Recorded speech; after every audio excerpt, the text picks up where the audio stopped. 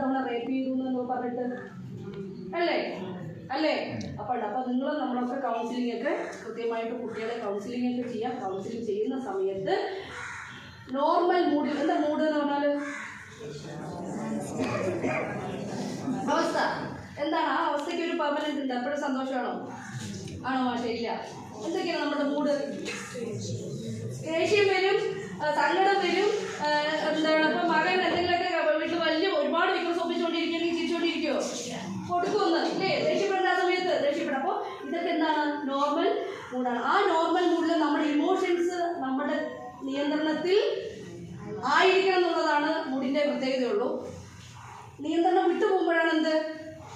നിയന്ത്രണം വിട്ടുപോകുന്നതാണ് നമ്മുടെ കുട്ടികളിൽ കാണുന്നത്. ടീച്ചർ എന്താ മോനെ, എന്താണ് നീ പഠിച്ചില്ലെങ്കിൽ പ്രോബ്ലം ചെയ്തില്ലടാ, എന്താന്ന് പറഞ്ഞു ടീച്ചർ ആരാണോ ചോദിക്കാൻ എന്താണ് എന്ന് പറഞ്ഞ് ചോദിക്കുന്ന അവസ്ഥയിലേക്ക് അവൻ നന്നായിട്ട് നമ്മുടെ ആ നോർമലിൽ നിന്ന് കുട്ടി ബിഹേവ് ചെയ്യുകയാണെങ്കിൽ അവന് സംതിങ് റോങ് എന്തെങ്കിലും ഉണ്ടെന്നുള്ളതാകാം. അവനെ ഒന്ന് ചേർത്ത് പിടിക്കണം, അവരുടെ ഫാമിലി ഒന്ന് അടുത്തറിയണം. പിന്നെ ഫാമിലിയിൽ എന്തെങ്കിലും അച്ഛനും അമ്മയും പ്രോബ്ലങ്ങൾ നോക്കണം, ആരെങ്കിലും നാട് വിട്ട് പോയിട്ടോ നോക്കണം, എന്തെങ്കിലും മാനസിക പ്രശ്നങ്ങളുണ്ടോ എന്നൊക്കെ നമ്മൾ നോക്കണം. പണ്ടൊക്കെ ഇപ്പോൾ പനി വന്നു കഴിഞ്ഞാൽ നമ്മൾ പോയോ ശരി ഞാൻ ഇന്ന് പോയിട്ട് മണ്ണാർക്കാട് ഹോസ്പിറ്റലിൽ പോയി കാണിക്കട്ടെ പറയും. മനസ്സിന് സുഖമില്ല എന്ന് പറഞ്ഞാൽ ആരെങ്കിലും കാണിക്കാറുണ്ടോ? ഇന്ന് അതിൻ്റെ മാറി, ആ കാലഘട്ടമേ മാറി. ഏറ്റവും കൂടുതൽ സൈക്കാട്രിസ്റ്റുകളുടെ എണ്ണം കൂടിയ ജില്ലാശുപത്രിയിലും ഭയങ്കര തിരക്കാണ്. നമ്മുടെ ഈ കോവിഡിന് ശേഷം പിള്ളേരിൽ ഒരുപാട് മാറ്റങ്ങൾ ഉണ്ടായിട്ടുണ്ട് നമ്മളിലും ഇല്ലേ? ഇപ്പം അമ്മായിയമ്മയും മരുമോളും തമ്മിൽ എന്നും പ്രശ്നം എന്ന് പറഞ്ഞാൽ അവിടെ ആർക്കെങ്കിലും എന്തെങ്കിലും എന്തുണ്ടാവും? പ്രശ്നങ്ങൾ ഉണ്ടാവും. പക്ഷെ നമ്മളത് അറിയില്ല. അറിയോ? ഇല്ല. അപ്പോൾ പ്രശ്നങ്ങളൊക്കെ ഈ പറഞ്ഞിട്ട പോലുള്ള ആളുകളിലേക്ക് എത്തുന്നു. ഇപ്പോഴത്തെ കാര്യങ്ങളെല്ലാം ഈ പറഞ്ഞ പോലെ ചെന്താമല കാര്യങ്ങൾ ഒക്കെ എത്തുന്ന ഒരു അവസ്ഥയിലേക്ക് പോകുന്നു. അപ്പോൾ കുട്ടികളിൽ എന്തെങ്കിലും ഒരു പ്രശ്നം ഉണ്ടെങ്കിൽ എന്ത് ചെയ്യണം? സുഖമുണ്ട്, ഫാനും കൂടി ഇല്ലെന്ന് ഓർക്കാൻ പറയും. എന്താണെന്നാ നമ്മളിപ്പോൾ വന്ന് വീട്ടിലെ പണികളൊക്കെ ഒരുക്കി ഒന്ന് ഇവിടെ വരുമ്പോൾ നമ്മൾ റിലാക്സ് ആണല്ലോ. ഫാനൊക്കെ ഇട്ട് രാവിലത്തെ ഒരു ഇഡ്ഡലി സാമ്പാറൊക്കെ ഒന്ന് കഴിച്ച് കഴിഞ്ഞ് ഒന്ന് നോർമലി എത്താവും, ഒന്ന് ഓർക്കും. ബോറിംഗ് ഉണ്ടാ? ബോറിംഗ് ആക്കാറിപ്പോൾ മരുന്നുകളുടെ പേരും കാര്യങ്ങളൊക്കെ നിങ്ങളുടെ അടുത്ത് പറയണ്ടല്ലോ എന്ന് പറഞ്ഞിട്ടാ. ശിക്ഷകൾ മാത്രം ലാസ്റ്റ് പറയാം. കാരണം ഒരു അധ്യാപകർ എന്ന നിലയ്ക്ക് നമുക്ക് എന്ത് ചെയ്യണം?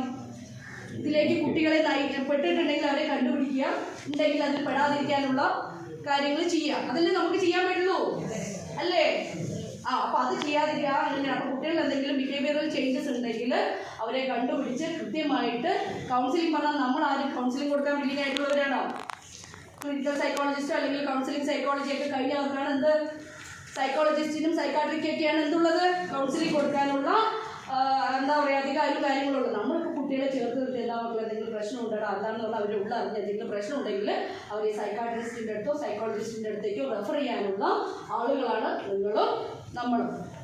മനസ്സിലാവുന്നുണ്ട്? അപ്പം അങ്ങനെ അതെന്തെങ്കിലും ഉണ്ടെങ്കിൽ അവരുടെ ഫാമിലി ഹിസ്റ്ററി അവർ പിന്നെ ഇന്നിപ്പോൾ 7ാം ക്ലാസ്സിൽ ഒരു കുട്ടിയുടെ ഒരു സാധനം കുറിച്ചു. ടീച്ചറെ മാഷിയെ കണ്ടില്ലേ, അനൂപ് മാഷിയെ കണ്ടില്ലേ, ആ കുട്ടി ഇവിടെയുണ്ട്. സ്റ്റാഫ് ഒന്ന് മുഴുവനായി ടീച്ചറെ ഒരിക്കലും ഒരു കുട്ടിയെയും പൊതുജന മധ്യത്തിൽ വെച്ചിട്ടോ അധ്യാപകരുടെ അടിയിൽ വെച്ചിട്ടോ അല്ലെങ്കിൽ നമ്മൾ പരമാവധി മാക്സിമം സീക്രസി മെയിൻറ്റെയിൻ ചെയ്യാൻ പറ്റുമോ? നമ്മളെ സംബന്ധിച്ചിടത്തോളം പറ്റുമോ? മാഷെ ടീച്ചറെ അവരോട് പറയേണ്ടായിട്ടുള്ളത് വന്നാൽ പിന്നെ അതെന്ന് പറഞ്ഞോന്ന് ചോദിച്ചാൽ മതി. അപ്പോൾ അല്ല, ഒരു കുട്ടിയെ സംബന്ധിച്ചിടത്തോളം അവന് ഇപ്പം ഞാൻ നേരത്തെ പേപ്പർ കൊടുക്കില്ല എന്ന് പറഞ്ഞില്ലേ, ഇന്നിപ്പോൾ അവൻ്റെ ഫോട്ടോ 10 വിരലുകളും മുഴുവനും നമ്മളൊന്ന് അപ്ലോഡ് ചെയ്തിട്ടാണ് പോകുന്നത്. അവൻ്റെ ഒന്ന് വെറുതെ ഒന്ന് അവൻ്റെ പേരടിച്ചു കൊടുത്താൽ അവൻ ഏതൊക്കെ ക്രൈമിൽ പെട്ടു എന്ന് അറിയുന്ന ഒരു കാലഘട്ടത്തിലൂടെ പോകുന്ന സമയമാണ്. ഇപ്പോൾ പോലീസ് വെരിഫിക്കേഷനോടൊപ്പം എക്സൈസ് വെരിഫിക്കേഷനും കൂടെ ഫോഴ്സിന് നിർബന്ധമാണ്. ഫയർഫോഴ്സ്, പോലീസ്, എക്സൈസ് ഫോഴ്സിലേക്കൊക്കെ ഒരു ആൺകുട്ടിയോ അല്ലെങ്കിൽ പെൺകുട്ടിയോ വരികയാണെങ്കിൽ കേസുകൾ ഉൾപ്പെടണമെന്ന് ആരായി? പണ്ടത്തെ പോലെ ബുക്കിലടിച്ചു നോക്കട്ടെ, റെക്കോർഡുകൾ നോക്കട്ടെ, അല്ലെങ്കിൽ നമ്മുടെ പണ്ട് ഡേറ്റ് ഓഫ് ബർത്ത് എടുത്തിട്ട് രജിസ്റ്റർ നോക്കണ പോലെയല്ല എന്ന്. ഒറ്റ ക്ലിക്ക് പേരടിച്ചു കൊടുത്താൽ അവൻ ഏതൊക്കെ ക്രൈമിലുണ്ട് എന്നുള്ളത് കണ്ടുപിടിക്കുന്ന ഒരു കാലഘട്ടമാണ്. അപ്പോൾ അതുകൊണ്ട് കൃത്യമായിട്ട് എന്ത് ചെയ്യണം? ബിഹേവിയറൽ ചേഞ്ചസ് ഉണ്ടെങ്കിൽ നിങ്ങൾ നോട്ട് ചെയ്യുക. പാരൻസിൻ്റെ സീക്രസി മെയിൻറ്റെയിൻ ചെയ്യുക. ഒരുപാട് ആളുകളെയും അധ്യാപകരെയൊക്കെ ആളുകളുടെ മുമ്പിൽ കൂടെ വന്ന് പ്രിൻസിപ്പളുടെ മുമ്പിൽ വന്ന് സ്റ്റാഫ് മുമ്പിൽ വന്നതുകൊണ്ടോട് ഇരിക്കുക. ഞാനിപ്പോൾ ഇതൊക്കെ പറഞ്ഞൊന്നും ചെയ്യാതെ രഹസ്യ സ്വഭാവം പരമാവധി സൂക്ഷിക്കണം. അത് കുട്ടികളെ സംബന്ധിച്ചിടത്തോളം മാക്സിമം നമ്മൾ ചെയ്യണം. അവൻ്റെ ആ മുറിവ് ക്ഷതം മനസ്സിലേറ്റ് കഴിഞ്ഞ് നമുക്ക് തിരിച്ചറിയാം. പിന്നെ അവരൊക്കെ ഭാവിയിൽ എന്തായി മാറും?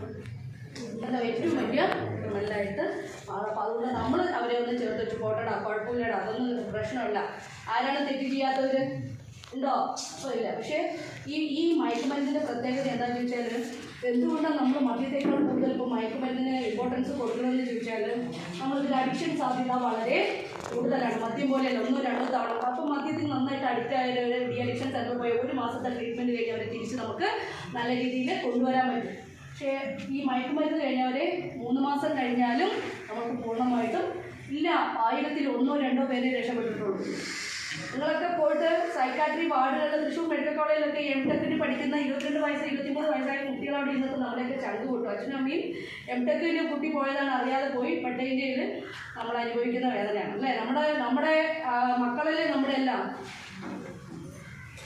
വേറെ വല്ല രോഗങ്ങളാണ് ചികിത്സിച്ച് ഭേദമാക്കി കൊടുത്ത് ചിന്താശേഷി പോയി കഴിഞ്ഞാൽ പിന്നെ അച്ഛനാണോ അമ്മയാണോ സഹോദരിയാണോ എന്ന് അറിയാത്ത കാലഘട്ടം നമ്മുടെ ജില്ലയിൽ തന്നെ ഉണ്ടായിരുന്നു. സ്വന്തം സഹോദരി ഗർഭിണിയാവുന്ന അവസ്ഥയിലേക്ക് 13-14 വയസ്സായ കുട്ടികൾ ഗർഭിണിയാവുന്ന അവസ്ഥയിലേക്ക് നമ്മുടെ സമൂഹം പോകുന്നു എന്നുള്ളത് വലിയ വേദനയും എന്താ പറയുക, നമുക്ക് ഒരിക്കൽ പോലും ഓർക്കാൻ പറ്റാത്തത്. കാരണം നമ്മുടെ വീട് പോലും നമുക്ക് സേഫ് അല്ലാതെ ആവുന്ന അവസ്ഥ. ഞങ്ങൾക്കവിടെ ഒരു കാര്യം ഉണ്ടായിരുന്നല്ലോ, അച്ഛൻ ഗൾഫിൽ പോയിട്ട് വന്നപ്പോൾ മോൻ മാറിക്കിടക്ക് എന്തോ ചെയ്തപ്പോൾ പ്രശ്നമായിട്ട് അനിയനെ കൂടെ കിടത്തി, അവന് മാറ്റി കിടത്തി തന്നു. അപ്പോൾ അനിയനാണ് അവിടുത്തെ പ്രശ്നക്കാരെന്നുള്ളതിന് അനിയനെ കൊലപ്പെടുത്തിയതൊക്കെ നമ്മുടെ ഇവിടെ ഒരു 2 വർഷം മുമ്പൊക്കെ കഴിഞ്ഞൊരു റിപ്പോർട്ടുള്ളതാണ്.